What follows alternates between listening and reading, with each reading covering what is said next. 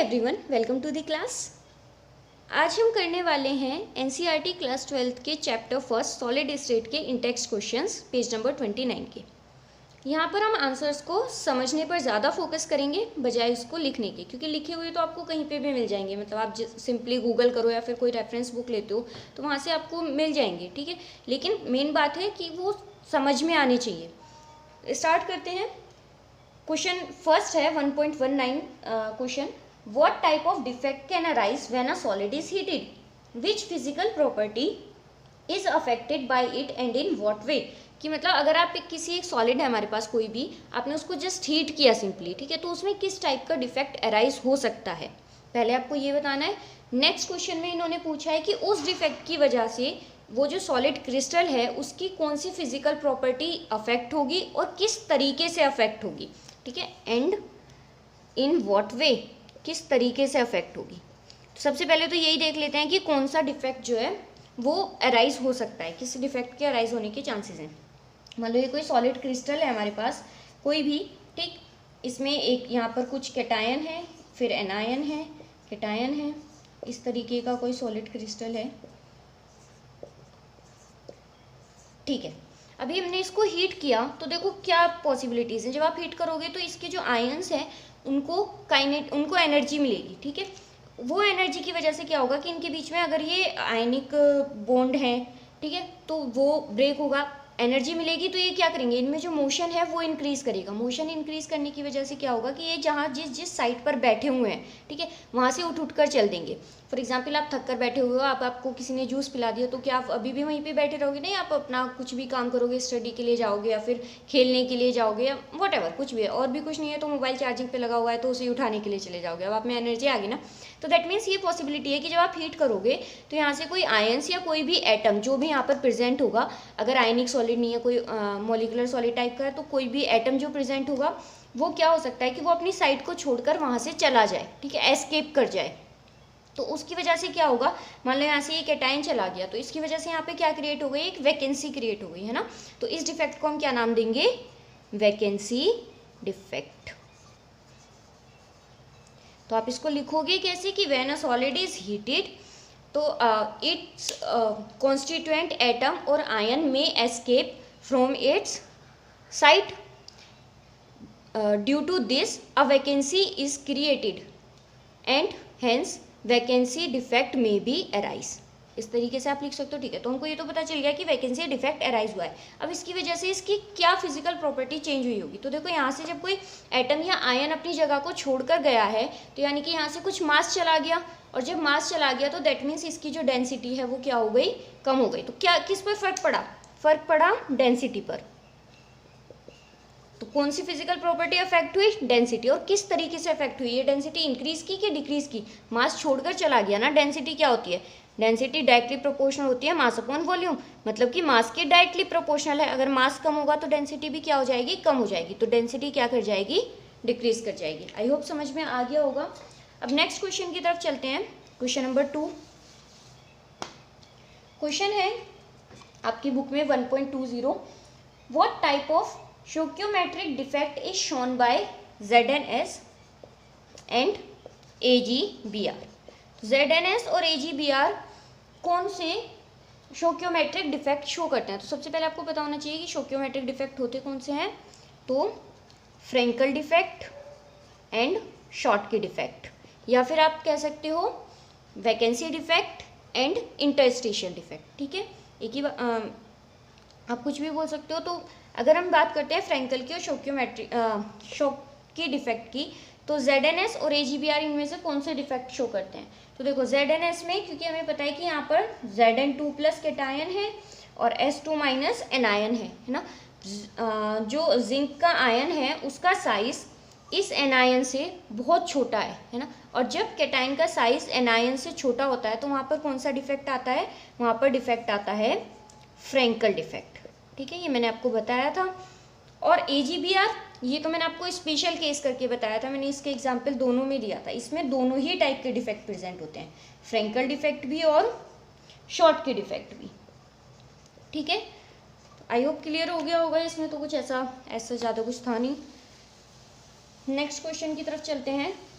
Question number 3, इस page का question number 3 question है, explain how vacancies are introduced in an ionic solid when a cation of higher valence is added to an as an impurity in it. मतलब आपको ये बताना है कि हमारे पास कोई एक आयनिक सॉलिड है, हमने उसमें क्या किया कि एक हायर वैलेंसी का कोई कैटायन ऐड किया, तो उसकी वजह से वहाँ पर वैकेंसी क्रिएट हो जाएंगी, वैकेंसी डिफेक्ट होगा। तो वो कैसे क्रिएट होंगी उसका आपको एग्जाम्पल बताना है, ठीक है, मतलब आपको उसको एक्सप्लेन करना है, सॉरी। तो हम एक्सप्लेन करेंगे with the help of example. कैसे, देखो पहले मैं एग्जाम्पल बताती हूँ, उसके बाद समझाती हूँ कि किस तरीके से लिखना है। मान लो हमारा हम यहाँ पर एग्जाम्पल लेकर चलेंगे NaCl एंड SrCl2 का। अब देखो यहाँ पर होगा क्या, मान लो हमारे पास एक NaCl का क्रिस्टल है, क्रिस्टल कुछ इस तरीके से होगा।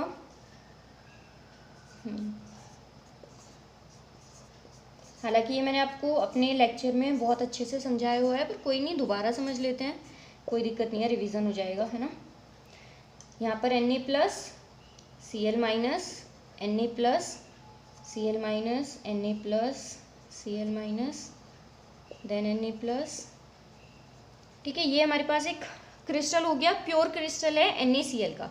अब जैसे ही इसमें SrCl2 की इम्प्योरिटी ऐड होगी, तो देखो SrCl2 किस किस से मिलकर बना हुआ है, यहाँ पर Sr की वैलेंसी कितनी है 2 प्लस, और Cl यहाँ पर क्या है 2 Cl 1 माइनस के साथ यहाँ पर Sr के साथ कंबाइन है ना, यही तो है SrCl2।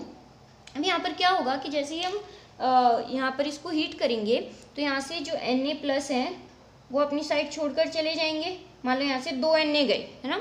तो यहाँ से अब हमें क्या करना है, हमें ये जो सॉलिड क्रिस्टल है यहाँ पर इलेक्ट्रिकल न्यूट्रलिटी मेंटेन रखनी है, मतलब आपको जो चार्ज है उसको मेंटेन करके रखना पड़ेगा। तो उसको मेंटेन करने के लिए यहाँ पे क्या हुआ है कि 2 पॉजिटिव चार्ज गए हैं ना भाई, यहाँ पे एक Na प्लस था और यहाँ पर एक Na प्लस था। तो अभी क्या हो गया है कि 2 पॉजिटिव चार्ज यहाँ से चले गए हैं, अब चार्ज जो है वो अनबैलेंस्ड हो गए। मान लो पहले +5 और -5 ऐसे चार्जेस थे, अब क्या हो गया 2 पॉजिटिव चले गए, तो पॉजिटिव तो 3 रह गए और नेगेटिव कितने हो गए 5, है ना। तो यहाँ पे क्या इलेक्ट्रिकल न्यूट्रलिटी है, आप कहोगे नहीं न्यूट्रल तो नहीं है, इक्वल नहीं है, बैलेंस नहीं है, तो यहाँ पर हमें क्या करना पड़ेगा, हमें यहाँ पे +2 और ऐड करने पड़ेंगे। तो उसके लिए क्या करें, हमें पता है कि एक Sr जो है उस पर 2 पॉजिटिव चार्ज होते हैं, है ना।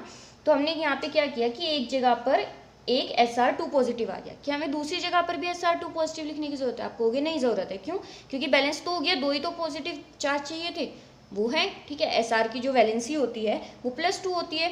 तो अब इसकी वजह से क्या हुआ है, यहाँ पर एक वैकेंसी क्रिएट होगी, ठीक है। और यही वो पूछ रहे थे, उन्होंने यही तो कहा था कि कैसे वैकेंसी क्रिएट होती है। तो वैकेंसी क्यों क्रिएट हुई है या कैसे क्रिएट हुई है, टू मेंटेन इलेक्ट्रिकल न्यूट्रलिटी।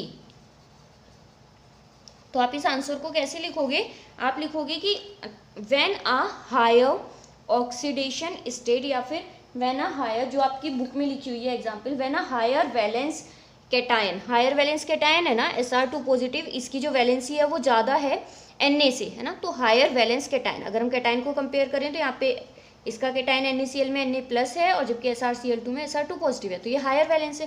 तो when a higher valence cation is added to a solid crystal of lower valence cation, a vacancy is created to maintain electrical neutrality, ठीक है। For example in case of NaCl and SrCl2, आप ये diagram बनाओगे और इसको explain कर दोगे, that's it. आपको इस तरीके से इसका आंसर लिखना है, ठीक है। आई होप समझ में आ गया होगा। नेक्स्ट क्वेश्चन की तरफ चलते हैं।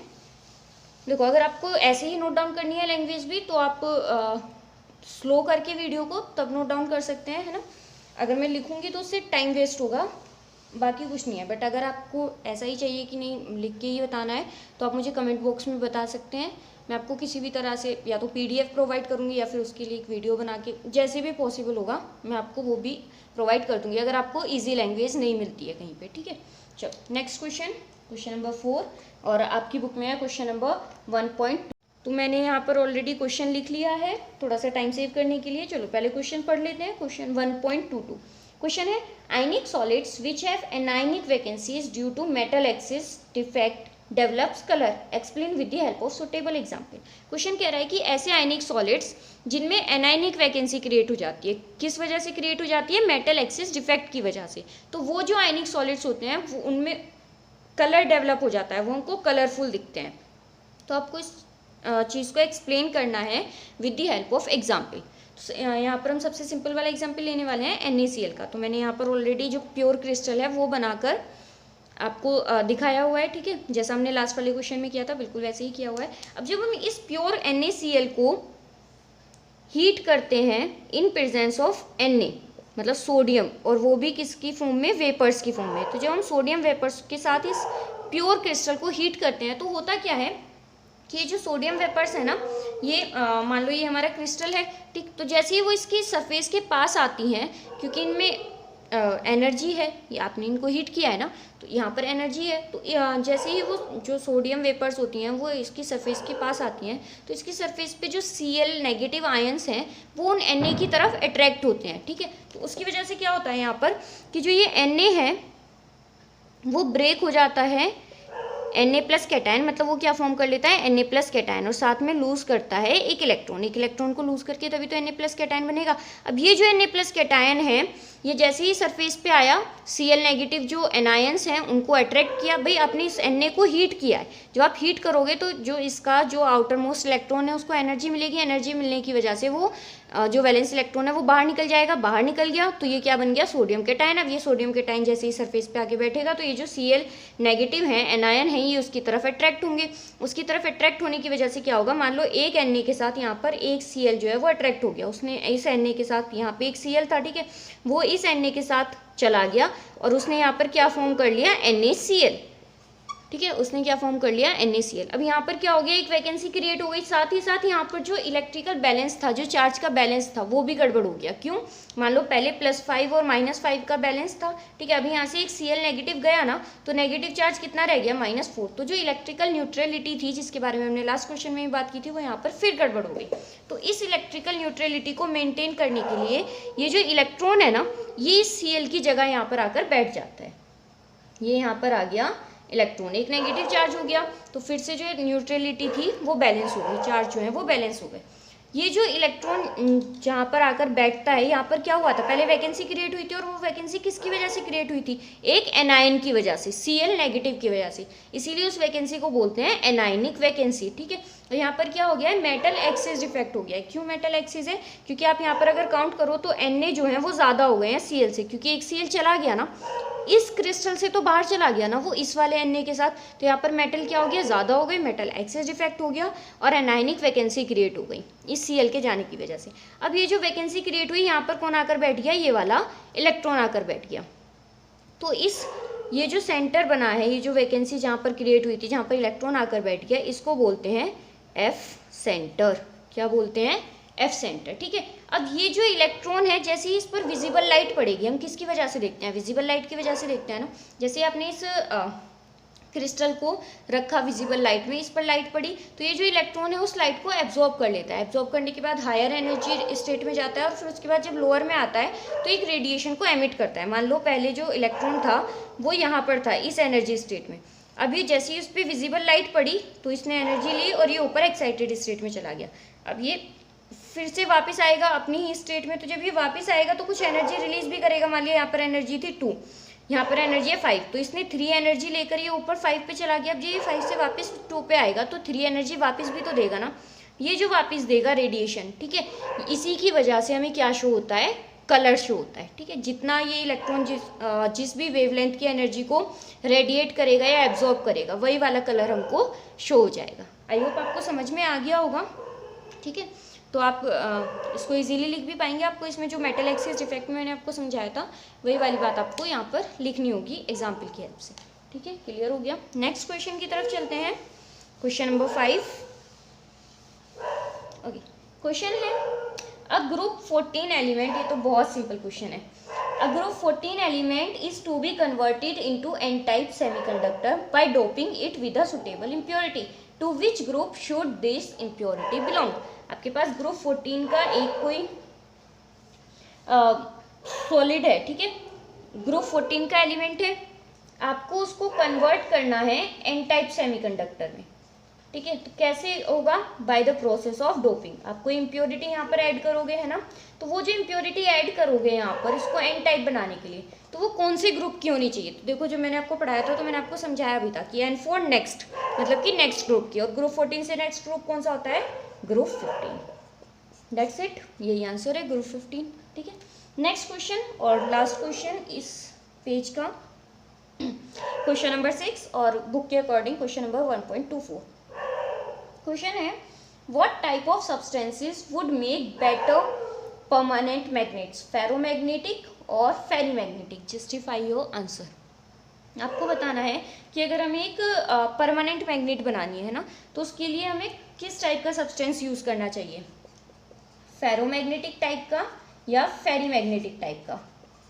तो अगर आपको याद हो तो मैंने जो लास्ट लेक्चर था इस चैप्टर का, उसमें मैंने आपको समझाया भी था कि जो फेरोमैग्नेट होते हैं वो सब्सटेंस ज़्यादा यूज़ होते हैं टू डेवलप परमानेंट मैग्नेट, ठीक है। क्यों यूज़ होते हैं? तो ये तो क्लियर हो गया, फर्स्ट क्वेश्चन का तो हमको आंसर मिल गया। क्या? पहले क्वेश्चन में उसने पूछा था किस टाइप के सब्सटेंस जो हैं वो यूज़ होंगे, तो आप लिख दोगे कि ferromagnetic substances are use to make better permanent magnets. अब उसने बाद में कहा कि अपने आंसर को जस्टिफाई भी कीजिए, मतलब उसका रीज़न दीजिए कि क्यों फेरोमैग्नेटिक सब्सटेंसेस। तो आप इसमें लिखोगे कि जब, देखो पहले इसको समझ लेते हैं कि होता क्या है। तो फेरोमैग्नेटिक सब्सटेंसेस को जब हम मैग्नेटिक फील्ड में रखते हैं तो क्या होता है, मान लो पहले जो इलेक्ट्रॉन्स थे वो इस तरीके से रैंडमली अरेंज थे, कैसे भी, जैसे ही आपने इस पे मैग्नेटिक फील्ड अप्लाई किया, जिसको कि हम भी नोट से नोट करते हैं, तो ये एक पर्टिकुलर डोमेन में, एक पर्टिकुलर डायरेक्शन में ओरिएंटेड हो जाते हैं, ठीक है। और ये जो ओरिएंटेशन है इसकी वजह से क्या होता है कि एक बहुत ज़्यादा स्ट्रॉन्ग मैग्नेटिक फील्ड डेवलप होता है। भाई देखो, हर एक इलेक्ट्रॉन जो है उसका बहुत छोटा छोटा सा मैग्नेटिक फील्ड होता है, टाइनी मैग्नेट की तरह एक्ट करती है। लेकिन जब बहुत सारे इलेक्ट्रॉन ऐसे ही ऐड हो जाएंगे, एक तरफ को हो रहे हैं ना, तो एक दूसरे में इनका जो मैग्नेटिक फील्ड है वो ऐड होता चला जाएगा। तो अब क्या होगा कि इनका मैग्नेटिक फील्ड बढ़ के एक स्ट्रॉन्ग मैग्नेटिक फील्ड क्रिएट हो जाएगा, ठीक है। और इवन जब हम ये बी नोट यहाँ से हटा देंगे ना, उसके बाद भी इनका ओरिएंटेशन यही ही रहने वाला है। मतलब यहाँ पे क्या हुआ, स्ट्रॉन्ग मैग्नेटिक फील्ड जनरेट हुआ, सबसे पहली बात तो ये, और वो भी परमानेंट स्ट्रॉन्ग मैग्नेटिक फील्ड। मतलब इवन आपने जो ये अलग से जो बी नोट यहाँ पर मैग्नेटिक फील्ड लगाया हुआ था बाहर से, आपने उसको रिमूव कर दिया, उसके बाद भी ये ऐसे का ऐसे ही रहा, ये वापस इसमें कन्वर्ट नहीं हुआ। इसीलिए फेरोमैग्नेटिक सब्सटेंसेस का यूज़ किया जाता है मैग्नेट्स को फॉर्म करने में। जबकि फेरी मैग्नेटिक में क्या होता है, देखो फेरी मैग्नेटिक में भी इनका ओरिएंटेशन चेंज तो होता है। इसी को ही मैं बता देती हूँ, ये है फेरो, FERRO, और ये है फेरी, ठीक है। फेरी में क्या होता है कि इनका ओरिएंटेशन पैरेलल और एंटी पैरेलल दोनों टाइप में होता है। मतलब मान लो दो पैरेलल हो गए तो एक एंटी पैरेलल हो गया, फिर दो पैरेलल हो गए तो एक एंटी पैरेलल हो गया। अभी क्या हुआ, देखो इन दोनों की डायरेक्शन चेंज है ना, इसके मैग्नेटिक फील्ड को इसने कैंसिल आउट कर दिया, इन दोनों की डायरेक्शन चेंज है, इसके मैग्नेटिक फील्ड को इसने कैंसिल आउट कर दिया, तो इन दोनों का मैग्नेटिक फील्ड बचा। मतलब 1 2 3 4 5 6 में से हमें कितना मैग्नेटिक फील्ड मिला, सिर्फ 2। और जबकि यहाँ पे क्या होता है 1 2 3 4 5 6, 6 से हमको कितना मिल रहा था, 6 का 6 ही मैग्नेटिक फील्ड। तो यहाँ पे जो मैग्नेटिक फील्ड जनरेट हो रहा था वो ज़्यादा स्ट्रॉन्ग था ना, इसीलिए फेरोमैग्नेटिक सब्सटेंसेस को यूज़ किया जाता है परमानेंट मैग्नेट बनाने में।